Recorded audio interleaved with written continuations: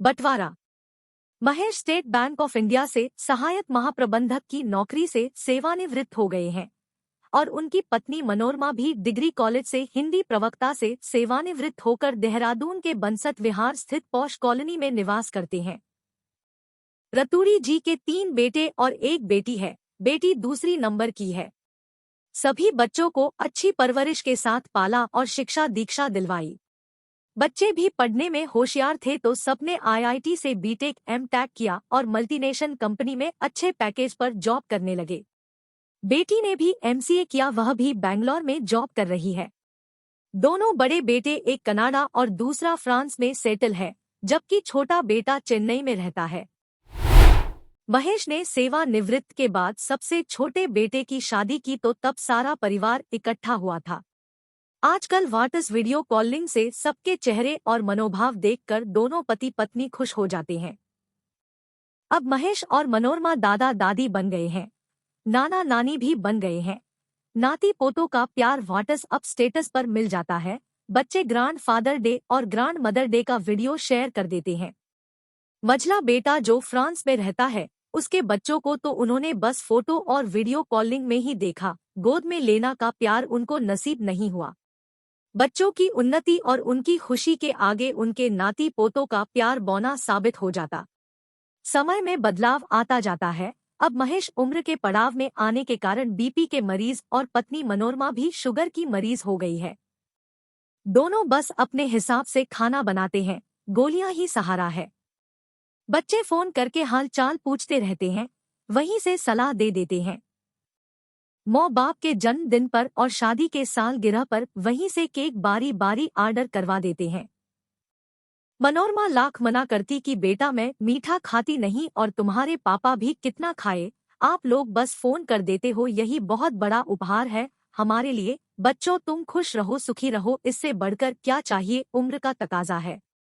महेश भी time pass के लिए कभी अंग्रेजी अखबार पढ़ लेते तो कभी समाचार देख लेते, बाकी सोशल मीडिया में कभी कभी अपने विचार व्यक्त कर देते। अच्छा हो गया अब स्मार्टफोन आ गया जिसने दूरी कम कर दी है, साथ में बुढ़ापे का सहारा बना दिया है। परिवार का एक व्हाट्सएप ग्रुप बना हुआ है जिसमें सभी अपने घूमने फिरने खाने पीने की चीजें और फोटो शेयर करते रहते हैं।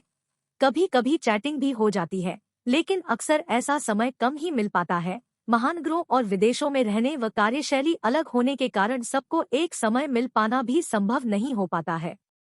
देहरादून में मनोरमा के भतीजे की शादी होनी तय थी। सबने शादी में जाने का कार्यक्रम बनाया और शादी की तिथि के हिसाब से अपना अपना एयर टिकट बुक कर दिया। महेश और मनोरमा बच्चों के इस फैसले से बहुत खुश थे। लगभग 4 साल बाद सारा परिवार एकत्रित जो हो रहा था। मनोरमा ने सबकी पंसद का खाना बनाने और उनके लिए स्वेटर बुनना पंसद कर दिया था।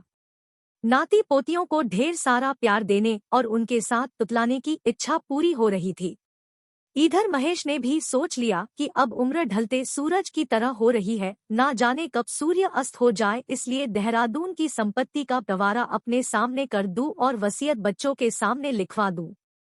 मनोरमा को भी अपने दिल की बात बता दी और कहा कि अब हमें अपनी उम्र को देखते हुए बच्चों को उनकी जिम्मेदारी और हिस्सेदारी सौंप देनी चाहिए ताकि हमारे जाने के बाद कहीं यह विवाद ना हो जाए। स्टेट बैंक में रहे तो उनके सामने प्रॉपर्टी को लेकर कई मामले ऐसे सामने आए कि माँ बाप के स्वर्गवास होने के बाद भाइयों में संपत्ति बंटवारे के लिए आपसी झगड़े और मनमुटाव हो गया। अच्छा खासा परिवार बिखर गए। अपने अनुभवों और बीती घटनाओं से सबक लेकर महेश ने इस बार संपत्ति का बंटवारा करना उचित समझा। वक्त कब निकल जाता है यह तो पता ही नहीं चलता। शादी की तिथि नजदीक आ गई। मनोरमा ने खरीदारी करनी शुरू कर दी, क्योंकि बच्चों की पंसद का राजमा चावल, खीर, उनके लिए मूंग का हलवा, ड्राई फ्रूट आदि लेकर आ गई। सभी बच्चे घर पर आ गए। आज बच्चों की चहचहाट और सबकी खिलखिलाहट से घर गूंज रहा था। आज लग रहा था कि इंसानों से ही घर होता है, वरना 4 दीवारी तो जेल में भी होती है। रात को सब खाकर पीकर जल्दी सो गए। सुबह सब अपने आराम से उठे। उसके मनोरमा ने आलू के परांठे बनाए, लेकिन बच्चों को नाश्ते में पास्ता और ब्रेड चाहिए था, उनके लिए वही मंगवाया गया।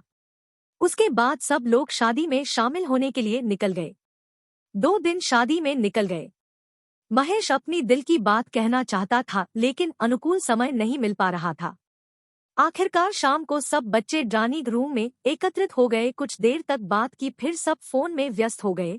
बड़ी बहू का फोन आ गया, मझले बेटे का भी कॉल आ गया। वह उठकर बात करने बाहर चला गया। बच्चे वीडियो गेम खेलने में मस्त है। छोटा बेटा और बहू भी व्हाट्सएप पर व्यस्त है। बड़ा बेटा कभी दो चार बातों में हौ मिला देता। इधर महेश सोच रहा है कि सब एक बार फिर साथ में हो जाए तो इनके सामने अपनी बात रखूं और गवारा कर दूं। लेकिन आजकल के व्यस्ततम समय में समय का बड़ा अभाव है। महेश की मन की बात मन में ही रह गई। मनोरमा ने कई बार बात करने की कोशिश भी की लेकिन महेश ने रोकने का इशारा कर दिया। वह सबके सामने यह बात करना चाहते थे लेकिन ऐसा वक्त ही नहीं आया कि सब सामने 15 मिनट के लिए बैठ जाएं। बैठे भी तो सब फोन में व्यस्त। महेश को लगा कि इससे अच्छा तो यह दूर रहकर ग्रुप वीडियो कॉलिंग करके एक तो हो जाते हैं। अगले दिन सबकी वापसी की फ्लाइट थी तो उसके बाद सब सोने चले गए। सुबह सुबह उठकर सब जाने की तैयारी में व्यस्त हो गए और महेश और मनोरमा भी उनको भेजने की तैयारी में जुट गए। सब लोग गले मिलकर अपने अपने वतन के लिए निकल पड़े। महेश और मनोरमा फिर दोबारा अकेले हो गए। कल तक घर में बच्चों के खेलने की धमक और हल्ला था, आज फिर वही शांति। मनोरमा ने कहा कि जब मैं कह रही थी कि आप अपनी बात कहो लेकिन ना तुमने कही और न ही मुझे कहने दिया, अब पता नहीं यह मौका कब आएगा। महेश ने कहा कि मैंने भी इसका रास्ता खोज लिया है। मैं भी संपत्ति का बंटवारा अपने हिसाब से करके फोन पर ही वसीयत बनाकर बच्चों को व्हाट्सएप पर भेज देंगे। जब फोन पर ही दुनिया है तो फिर वसीयतनामा भी फोन पर ही लिखकर भेज दिया जाएगा। अगले दिन महेश ने फोन पर ही संपत्ति का बंटवारा कर दिया। तब बड़े बेटे और मझले बेटे ने कहा, पापा उस दिन जब हम सब साथ थे तब तुमने बंटवारा क्यों नहीं किया? इस पर मनोरमा ने कहा, बेटा तुम शरीर से तो साथ थे लेकिन तुम्हारा मन और मस्तिष्क तो फोन और अपने काम में लगा था। हम बात भी करते तो पुतलों से करते, जब घर में आकर भी सब लोग फोन पर ही व्यस्त थे। हम लोग तुमसे बच्चों से बहुत सारी बातें करना था, दुलार करना था, लेकिन बस बातें सोची हुई मन में ही रह गई। अब आप लोग खुद इस हिसाब से बंटवारा कर लेना। महेश ने कहा, बेटा अब परिवार कहने को रह गए हैं। घर तो अब घर रह ही नहीं गया बल्कि गौशाला बन गया है। जैसे पशु खुंटे पर रहकर एक जगह पर भे रहते हैं, वैसे ही आजकल सब फोन पर भे हुए मौन और स्वन्य में मुस्कराते रहते हैं। जब समय लगे तो इस वसीयत को पढ़कर मुझे व्हाट्सएप पर ही जवाब देना। व्हाट्सएप ग्रुप वीडियो कॉलिंग और पारिवारिक ग्रुप में कुछ देर के लिए सन्नाटा पसरा हुआ था। सभी बहुएं और बेटे अपने किए हुए पर पछता रहे थे।